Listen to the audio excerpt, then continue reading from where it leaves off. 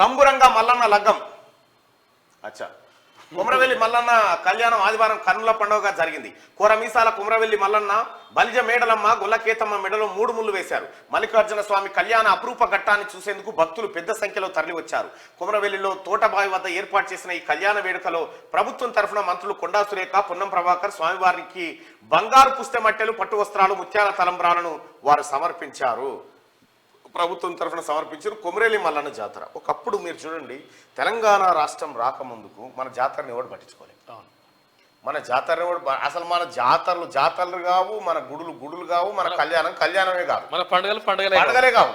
మనకి ఏమున్నా అప్పుడు గతంలో ఉన్న పరిస్థితులు ఎట్లా ఉండేది అంటే, వాస్తవానికి కూడా ఒక నేను అబ్జర్వ్ చేసిన కాడికి 10th క్లాస్లో అన్ని సబ్జెక్టులు 35 మార్కులకు పాస్ అయితే ఒక హిందీ మాత్రం 18-20 మార్కులు, తక్కువ మార్కులు.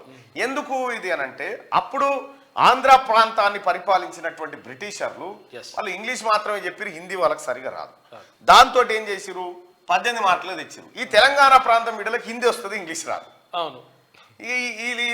ఉర్దూ ప్రభావం, హిందీ ప్రభావం, ఎందుకంటే నిజాములు పరిపాలించారు కాబట్టి ఇది ఒకటి కనిపించింది. ఇక రెండో అంశం ఏంటంటే పండుగలు. సంక్రాంతి పండుగ మనం ఓ రోజు గొబ్బెమ్మలు పెడతాము, ఓ రోజు 3 రోజులు ఉంటుంది మన సంక్రాంతి పండుగ. 3 రోజుల సంక్రాంతి పండుగలో మనకు 3 రోజులు సెలవులు ఉంటాం. కానీ సంక్రాంతికి 14 రోజుల సెలవు పెట్టి, ఎందుకంటే సంక్రాంతి పండుగ ఆంధ్రాలో చాలా పెద్ద పండుగ, దాన్ని గౌరవించాల్సిందే. అట్ల తద్ది అది అని రకరకాల కోడి పందాలు, ఆవు పందాలు రకరకాలు చేసుకుంటారు. వాళ్ళ పండుగ రోజు మనకు కూడా 14 రోజుల సెలవు ఉండేది.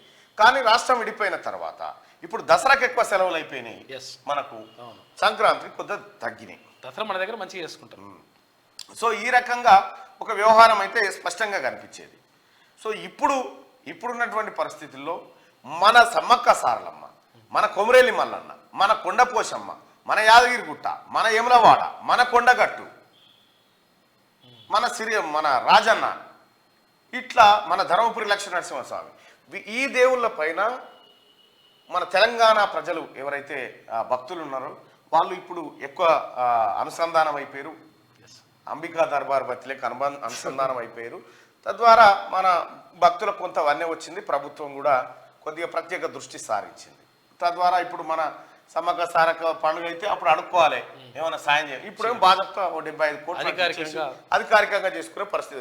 దేవుళ్ళకు కూడా ఒక రకంగా విముక్తి దొరికింది అన్నట్టు. భాష విషయంలో తీన్మార్ న్యూస్ అది అంతే.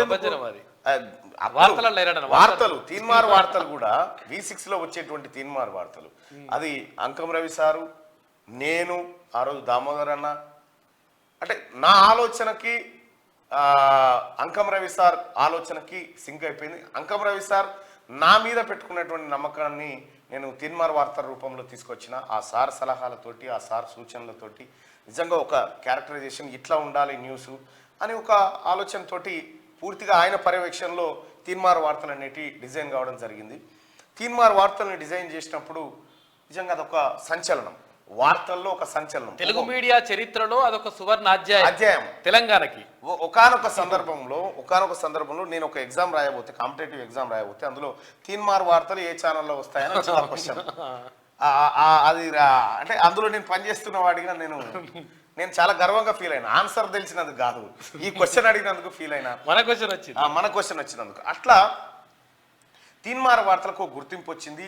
ఆ భాష, ఆ లాంగ్వేజ్, ఆ నారేషన్, ఆ టేకింగ్, ఇదంతా కంప్లీట్గా ప్రజల భాషల్లోకి వచ్చింది. తద్వారా అనివార్యంగా అన్ని ఛానళ్ళు అటువంటి ప్రోగ్రాం పెట్టాల్సినటువంటి పరిస్థితి వచ్చింది.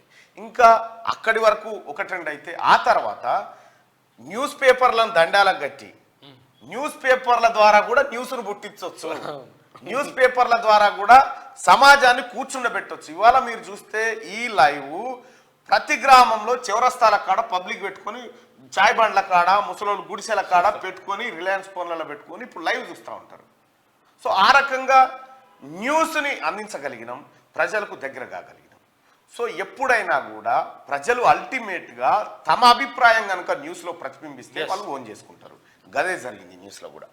అందుకే ప్రజల భాష మన భాష కావాలి, వాడుక భాష వేడుక భాష కావాలని చెప్పేసి అన్నట్టు కాల్ వచ్చి